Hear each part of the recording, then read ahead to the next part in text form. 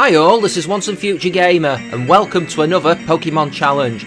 Last time, we had something pretty awful, as we sought to see if I could beat Pokemon Leaf Green with Misty's Indigo League team and moves. It was not fun for me. Today though, we head to Gen 2 and do a classic single Pokemon run, and see if I can beat Pokémon Crystal with a single Vulpix. Vulpix then is a first form fire-type Pokemon with a 299 base stat total, with nearly half of that being in special defence and speed at 65 each. Our special attack isn't bad at 50, but our physical stats of attack, defence and HP are all low, ranging from the 38 to 41 mark. 299 is a unique base stat total. We are weak to rock, ground and water. We resist bug, steel, fire, grass and ice. Move wise, we get some stuff. Starting with Ember will be useful. Getting Flamethrower via level up, really nice. Hey, we get Safeguard, which could be useful in the sense that it might stop us getting paralysed in some of the bigger fights. Unfortunately though, we don't get much in the way of coverage, with Dig and Iron Tail being the only damaging moves that aren't fire or normal type. There is Hidden Power, which may be useful somewhat. I feel like Electric type might be the best option for us in that sense. This challenge was suggested by JWJ through a YouTube comment. Not the first time I feel like I'll say this about a Vulpix challenge this year. As always, if you have any ideas for future challenges, head to the comment section down below or follow the links in the description to my Twitter or my Discord. Thanks for watching folks, the rules are on the screen throughout, and if you do enjoy what you see then like, subscribe and ring that bell. It's time to get this party started. Let's do this. I used the Universal Pokemon Randomizer to replace Cyndaquil with Vulpix so that I can do the whole run with it. I chose to replace Cyndaquil so that the rival would pick Totodile, which is easily the hardest for us to fight. I have done a Vulpix run before in Pokemon Red, one of my first ever challenges. In that run I nicknamed the Vulpix Moulder there, and I'm going to do the same here. I head out of town and start to train up a bit, making sure we get some experience to build up our levels as we go towards Mr. Pokemon's house. We'll have the first rival fight shortly afterwards, and then we will be on the gym trail, so we are going to have to start putting the work in for sure. We are a bit frail at this level, but we'll soon get over it. When that rival fight comes, we do have Quick Attack in our arsenal, so at least we don't have to try and take his Totodile out with a move that it resists, because I've done this before, it's really not fun. We spam a few tail whips on the little blue crocodile before we start unleashing our quick attacks on it. It does hurt us a bit, but it's nothing we can't deal with, and soon we bring it down. As I explore Sprout Tower in Violet City, I figure that the first bit of the game isn't going to be too tricky. Faulkner is a bit of a joke in Gen 2, unless you are weak to flying, then he's slightly more of a jape than a joke. Bugsy, I'm not even slightly concerned about. Should I be? I don't think so. I know there's a rival fight in there too, but I think the first real obstacle of the game will be Whitney. Anyway, Faulkner. I always like that they did make him a bit more of a serious threat in Heart Gold and Soul Silver. But yeah, and also in that bonus PWT tournament, they let him loose with a Lugia, as you do, just a random thought. Anyway, Pidgey does hit us with Mud Slap, but we can two-hit that with our Ember, and we just keep spamming the same move on Pidgeotto when that comes out.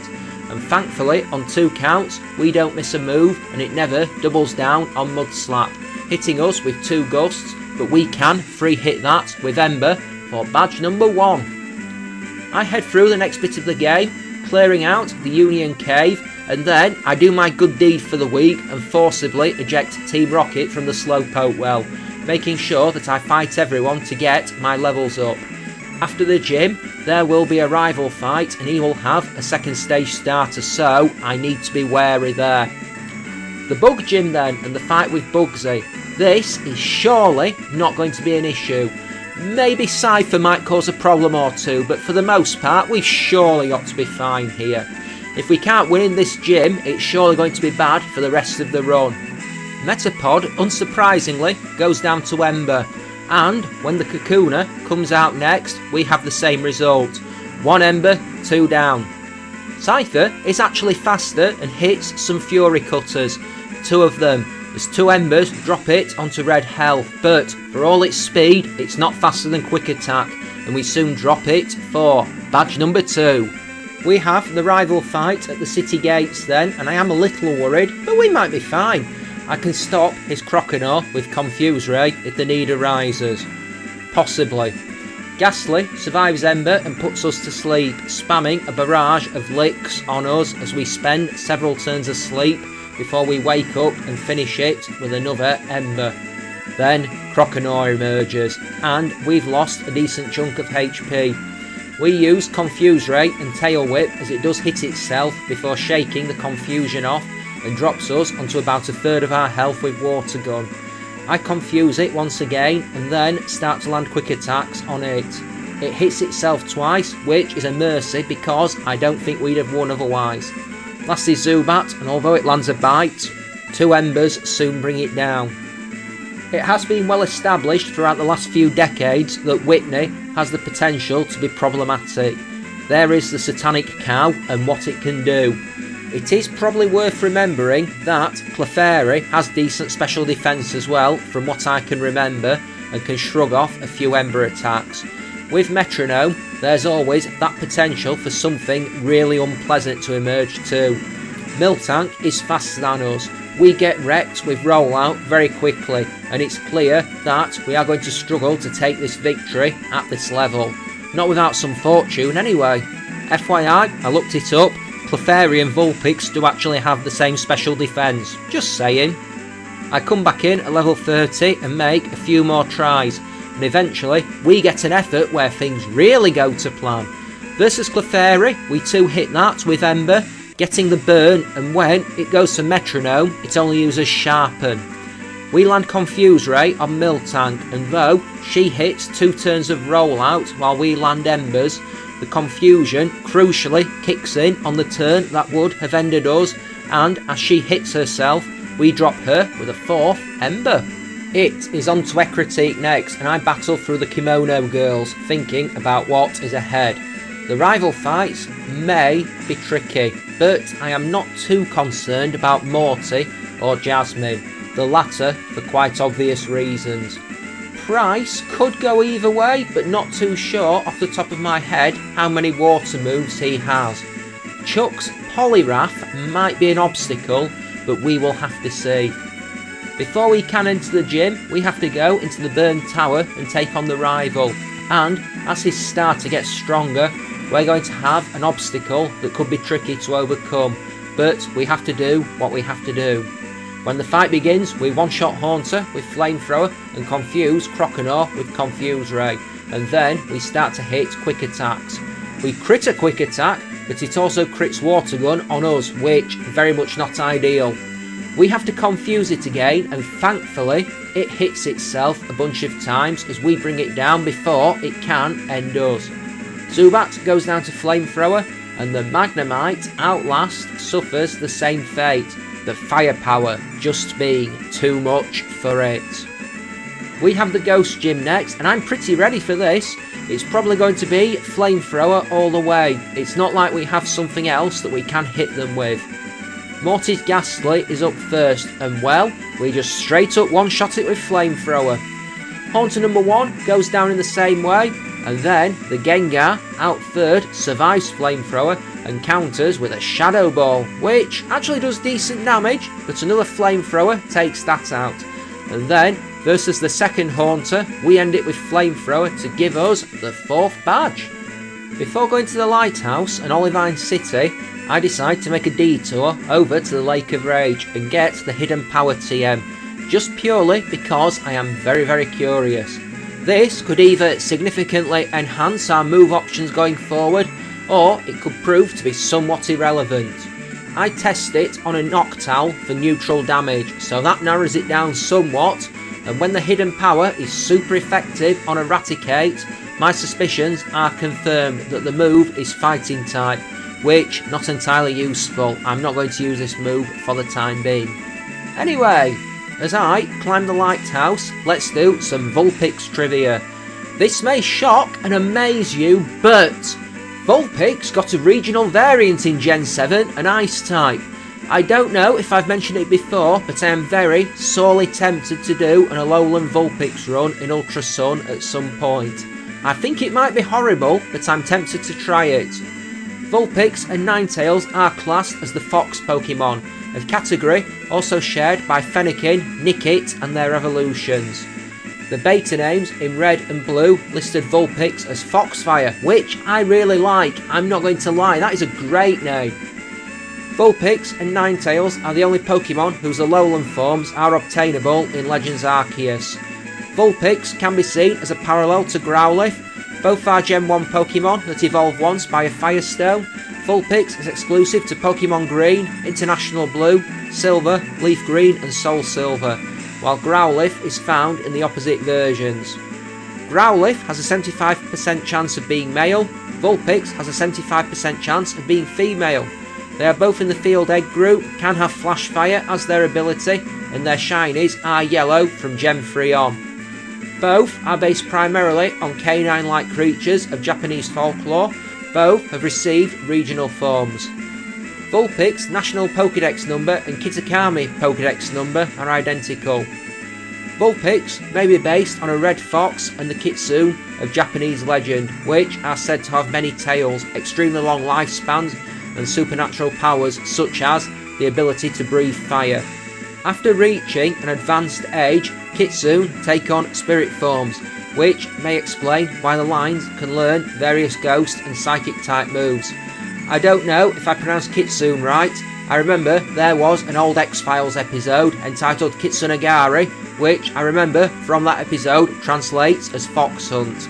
And obviously, as you may be able to guess, the nickname of this Vulpix is obviously an X-Files reference as well. Just saying. There is nothing like being hip and up to date with modern pop culture references, is there? Here's a nickname for a 20-year-old TV show. And the rest. Probably more than 20 years at this point. While I'm in Cianwood City, I figure I might as well try Chuck while I'm here. After all, worst case scenario, we get wrecked by the Poliwrath, but we do have decent special defence, so we might survive a surf with enough health left. 2 might be pushing it, but I think I'd probably be more concerned about Dynamic Punch. Oh well. Primate, we one-shot with Flamethrower. And when it comes to Poliwrath, I go for Confuse Ray straight off the bat, because we will probably need that element of unpredictability. It hits itself and we bang it with Return. But this next bit is weird. It lands Mind Reader, shakes off Confusion and then fails with Hypnosis. Mind Reader means the move shouldn't miss. Weird. We take it out next turn though, 5 Badgers. And on the subject of Badgers, we go for Jasmine straight after. And given that she's a Steel type trainer, she doesn't resist our stab and we're building up a level lead, I don't think it's a case of if we beat her, but when, as we go through her entire team very easily, burning down the first Magnemite with Flamethrower, and then, in the second round, we do the very same thing to the Steelix. And finally, the second Magnemite gets melted down pretty swiftly. Easy win then. Price is next, and, well, I said earlier that this could go either way. Mainly ice types versus fire with a good chunk of water and ground thrown in.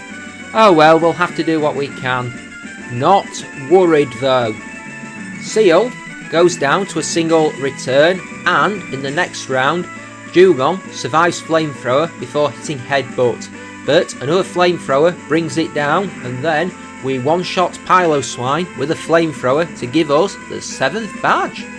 The next major fight then, in the game, is the rival fight in the Goldenrod Underground, and this could get tricky for sure. I mean, he's going to have a fully evolved Feraligatr, and that could cause us a problem or two, but we might be able to overpower it. Anyway, he begins with his Golbat, and we one-shot that with Flamethrower, which is handy, because it can be tricksy. I've had so many problems with that using Confuse Ray in the past. Next is Feraligatr, and although we land some returns, it hits Scary Face, which means we get hit with 2 Water Guns for quite major damage. Now we are up against it, even as we take the Feraligatr down. Haunter is next, and now it outspeeds us to go for Curse, but we do down it with Flamethrower to take it out. Magnemite we do at least outspeed and take out with Flamethrower, and at the end Sneasel does land Quick Attack, but we down it with Flamethrower to give us the win. As we head towards Blackthorn City and through the ice path, this seems as good a time as any to talk about what's ongoing with the channel. I did upload some more TCG stuff recently, not the most professional looking stuff I'll ever do, but it is just a fun sideline for me, I will add. I can't believe it's like 6-7 months since I got back into collecting it. At the time of writing, there wasn't plans to upload any Let's Play stuff, and that's been a staple of the year so far. Doesn't mean I haven't been making it, just that I haven't been uploading it. Weird. Still working through a stack of thumbnails to create. So, fun fact then, that was said at the time of writing. At the time of recording, I had put some stuff up for Batman Arkham Asylum, I put some stuff up for Buffy the Vampire Slayer Chaos Bleeds, and I had gone back to recording Resident Evil 6, and I'm actually getting quite back into it. I know I've badmouthed that game quite a few times as something I find personally unfinishable, but I feel like I'm pretty close to finishing it this time, so maybe this could be the time. I feel like I've done a lot of the other Resident Evils on this channel, so I am really going to try and get this one done. I did get my hands on Pokemon Xenoverse, which I really want to play, and I probably am going to play at some point, but I want to finish Resident Evil 6 first. This has been my failing in the past. I've been trying to play too much stuff at the same time, so I'm only going to do one at a time. Say, I want to finish Resident Evil 6, I will sort the next Let's Play out. We did have some Pokemon Master Showdown battles too, with Candice versus Gladion, Dahlia versus Hop, and Marshall versus Mustard, with Agatha versus Greta upcoming. At the time of writing, we were about to do a trio of battles where I figured there was a chance I could very easily take 3 losses in a row, but I don't know how that's going to play out. Well, I didn't at the time of writing. At the time of recording, I know how it played out. Challenge-wise, I've definitely got an interesting one upcoming next time, and it does sort of tie into Johto. I'm going to head back to Gen 5 for something I think is going to be somewhat distressing, and I'm going to see if I can beat Pokemon White 2 with just a single Chikorita. Grass types tend not to do fantastically in Unova, especially near the start of Black and White 2, so we shall see. It'll probably be a mixed bag of an experience, but I think there will be a suitable level of challenge in there. As always, if you have any ideas for future challenges, head to the comment section down below or follow the links in the description to my Twitter or my Discord. I've been doing a lot of viewer submissions this year and I'm ready to keep on going. Thanks for watching, folks. Let's get back to the regular content. Claire is probably going to be an obstacle, I'm sure of it. Kingdra quad resists fire, so that's going to be a problem. We are going to have to overpower it with Return, and I'm pretty sure all of her Dragonair have Thunder Wave, so Safeguard is going to have to come in useful. What I don't realise ahead of time is that at least one of her Dragonair has Surf, and that really hurts.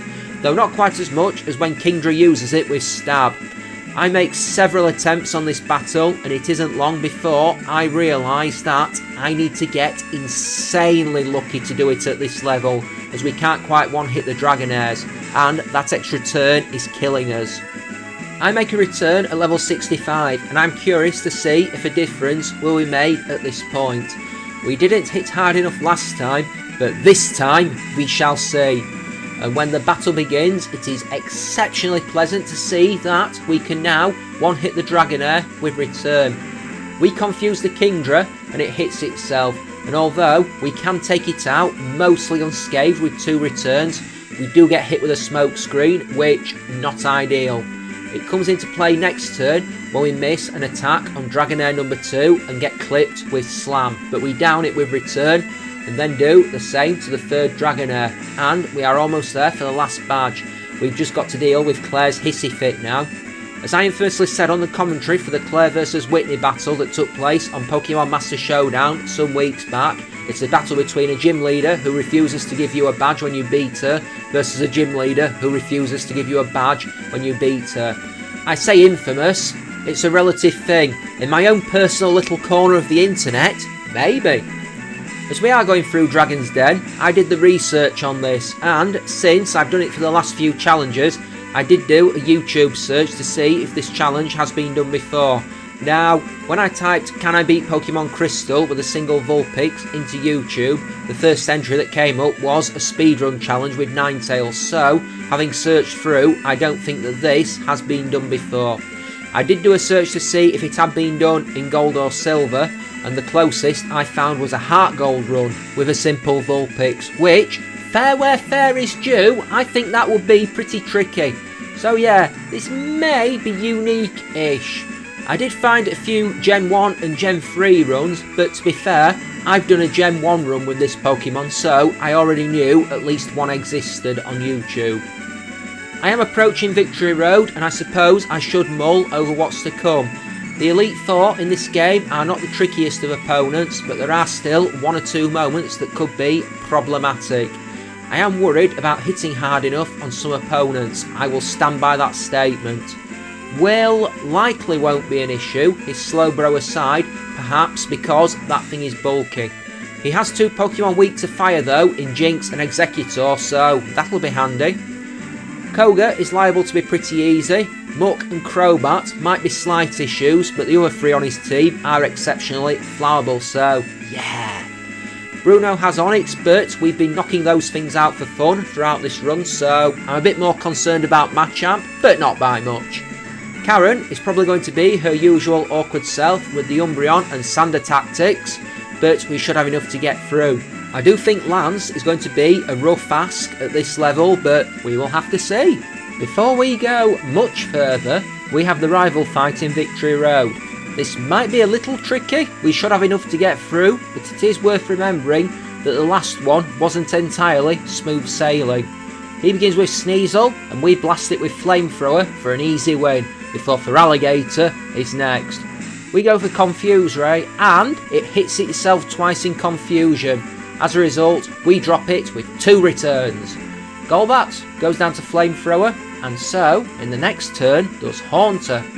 We take Kadabra out with return, and in the final showdown with Magneton, we blast it with Flamethrower for the victory. I had to go back to Johto to get a few items like PP ups and stuff like that, so eventually we stand in the Indigo Plateau at level 70. Our special stats are good as predicted, particularly our best stat being our special defence. Speed is next best, special attack third, our worst being our physical defence, but I suppose these are not too bad for what we are working with. It's pretty much played out as our base stats said anyway. Take your guesses on if we can do it at this level or not. Right now folks, let's do this. Alrighty then, so Psychic Trainer Will is up first, and remember I said Slowbro is probably going to be the hardest of opponents, but that aside we should be fine. Xatu number 1 is a 2-hit takedown with return, surviving the first one on a Sliver, which very annoying, and hits us with Psychic, which we do mostly shrug off. Slowbro is a 2-hit knockout with return, the second being a crit, and thankfully it only goes for Amnesia. The second Xatu goes down to a crit Flamethrower before Exeggutor is 4th, and Flamethrower does the job again. Ditto that comment on Jinx at the end, and just like that, we've taken the victory and can move on. Poison Trainer Koga is next, and well, see my earlier comments about how flowerable his team really can be, so I am not massively worried here, but we shall indeed see. Ariados is first, and Flamethrower burns it up. He makes the brave decision to go for Forretress next, and that does about as well as Arios did. Not sure what his tactic was there. Muck only goes for Acid Armour and goes down to return and Flamethrower before Crobat is 4th. It survives Flamethrower on a Sliver and goes for Double Team, and then Koga heals it, but we take it out with 2 returns before Venomoth is taken out with Flamethrower at the end. 2 down! Fighting Trainer Bruno is 3rd, and this shouldn't be an issue. He is consistently the easiest of the Elite Four in whichever version of Johto or Kanto. Admittedly, it does depend on the Pokemon being used, but generally, he's not a problem. Hitmontop goes down to Flamethrower, and in the next round, we crit a Flamethrower on Onyx to take that out as well. Machamp was a concern, as it does have Rock Slide. It does hit us with Rock Slide, but we take it out with Return and Flamethrower. Hitmonlee goes down to a single Flamethrower, and Hitmonchan does too, though he does hit us with a Mach Punch for minimal damage. It was a pretty impotent attempt at fighting back, so we are moving on then. 3 down. Dark Trainer Karen is 4th, and it is well documented what my issues with her are, and hopefully they're not something that comes into play once again here. She always begins with her Umbreon, and it has so much capacity to be annoying. Umbreon survives Return, fails with Sand Attack, which, beautiful blessing, and then we drop it with another Return to put us into the fight with Gengar, who we shoot down with a Flamethrower for a knockout. Murkrow goes down to Return, and then it's Houndoom's turn, who we take out with a single Return too. Vileplume at the end goes down to a Flamethrower, and just like that, we've cleared through the 4 of them first try. Champion Lance then, and as I said earlier, I think this is where we come to a crashing halt. I think we are going to struggle to hit him hard enough, and unfortunately, it is a prediction that comes eerily true as we begin the battle. And every time we do manage to hit the Gyarados with Return, but the problem is that it goes to Rain Dance every single time. And then we end up facing Aerodactyl next, and it really cuts down on our options for battling it because we already have 2 not very effective moves, but the Rain really kills our Flamethrower damage. It has Rock Slide, which really hurts as well. There is one effort where we do get to fight a Dragonite, but we cannot 2-hit it with Return, and we end up going down in a disgraced heap. Anyway, I do some training, I come back in at level 76. I thought things were going too well, and although it takes a few efforts, I need an exact confluence of events, and we eventually get a run where this happens. Gyarados goes down to 2 Returns, but it puts up the Rain, which such a consistent thing by this point. But at least we didn't get hit with a water move. We use Confuse Ray on Aerodactyl, accidentally using the move 2 turns in a row, which I think is going to screw me for sure. It does hurt itself twice, and then, before we can take it out, shakes the confusion off and lands Rock Slide. But the Rain stopped and we blast it down with Flamethrower. This is massive. We land a crit on Dragonite number 1 to take it down in a single Return. The second Dragonite then fails with Thunder Wave on us, which even bigger, and we take that out with 2 Returns to put us onto the fight with Charizard. Again, we crit our Return, and I wondered just how much luck we've actually had during this fight, because nothing short of remarkable. We use Confuse Ray on the last Dragonite, it hits itself, then goes for Hyper Beam. But we tank it, we survive it, and take it out with 2 Returns to mean we have done it. We have beaten the champion, and we can move on into the Hall of Fame. However though, just because we have beaten the Elite Four and champion doesn't mean that it's game over though. This is Gen 2, we have all of Kanto to go through, and well, that means I'm going to skip ahead to showing you the fights with Blue and Red. And out of those 2, Blue is up first, and we are a lot stronger now, having fought pretty much every trainer in Kanto come this point. We bring Pidgeot down with a single Flamethrower, and then we have to fight Rhydon. It does hit Earthquake for big damage, but we bring it down with 2 Flamethrowers. Gyarados survives Return and goes to Rain Dance. Hey, deja vu, but another Return brings it down, and we face Alakazam. But a Return brings that down for the count. Arcanine is out 5th, and it hits us twice with extreme speed, one of them a crit, but we bring it down with 2 Returns, and that gives the Rain chance to go away, and there's just Executor left. We blast that with Flamethrower for the win. I make my way through Mount Silver towards the fight with Red then. I'm not entirely convinced that we can do it at this level, but I do intend to try. I do feel like we might have a decent shot, and it's some kind of feeling that is soon dispelled. I realise that to do it at this level, we would need an extreme amount of luck, and I think it's going to be tricky to get it. We can one-hit Pikachu with Flamethrower, that Espeon isn't a one hit with either return or flamethrower without a crit, and it often uses Reflect to raise the team's physical defense, or if it doesn't do that, it goes for Psychic and really hurts us. Both of these are a problem because the Blastoise is next and also likes to go for Rain Dance, which means that Surf really hurts. I make a handful of attempts, and although there is one where we do make it to Charizard, the one he sends out 5th, it takes so much luck and I bow out to train some more. I make some tries at level 93 and discover that the story stays the same, and so after much deliberation I use my rare candies to boost our level up to max, and then I make my final attempts, and we eventually get one that looks something just like this. Pikachu is a one-shot with Flamethrower, which is good because Charm is very bad.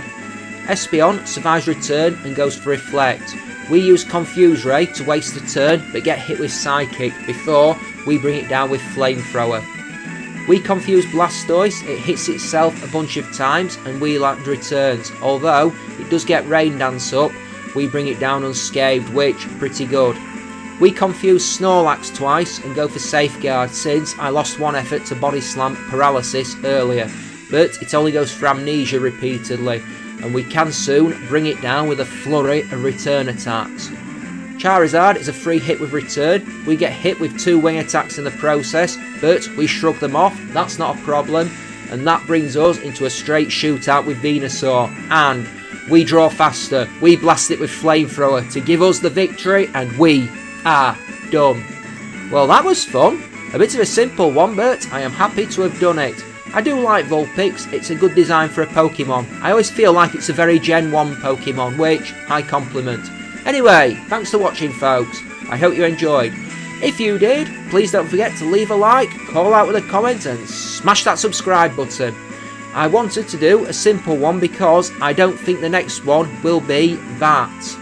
Join me then for that challenge as we see if I can beat Pokemon White 2 with just a single Chikorita. I am moderately concerned about that one. And as always, if you have any ideas for future challenges, head to the comment section down below or follow the links in the description to my Twitter or my Discord or my Patreon. Hey, mention Patreon. I am probably going to jump off here folks. I need to get that White 2 with Chikorita challenge started. I wonder if I'll have any hair left come the end of that. Anyway folks, see you next time. Bye bye, so long, see ya, ta-ra.